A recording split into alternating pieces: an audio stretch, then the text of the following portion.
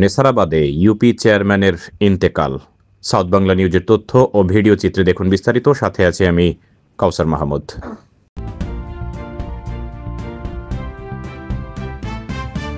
নেসারাবাদ উপজেলার সুটিয়াকাঠি ইউনিয়ন পরিষদের চেয়ারম্যান মোহাম্মদ রুহুল আমিন অসীম হৃদরোগে আক্রান্ত হয়ে ইন্তেকাল করেছেন। ইন্না লিল্লাহি ওয়া ইন্না ইলাইহি রাজিউন। মৃত্যুকালে তার বয়স হয়েছিল ৬০ বছর। শুক্রবার রাত ৮টার দিকে তিনি অ্যাম্বুলেন্সে করে ঢাকা যাওয়ার পথে ইন্তেকাল করেন।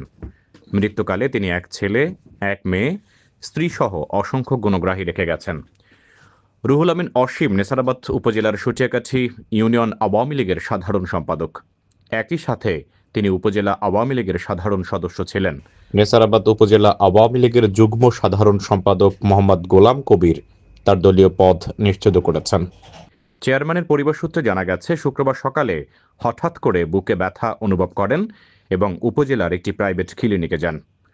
সেখান থেকে উন্নত চিকিৎসার জন্য তাকে দ্রুত Barishal Sher-e-Bangla medical college and হাসপাতালে পাঠানো হয়। বিকেলে সেখানে তার অবস্থার অবনতি হলে দ্রুত ঢাকায় পাঠানো হয়।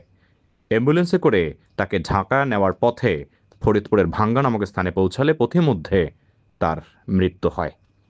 কখন, কোথায় তার জানাজা নামাজ এবং দাফন করা হবে তা নিশ্চিত করে বলেনি পরিবার।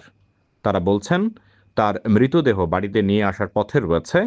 বাড়িতে এসে স্বজনদের সাথে কথা বলে সবকিছু জানানো হবে।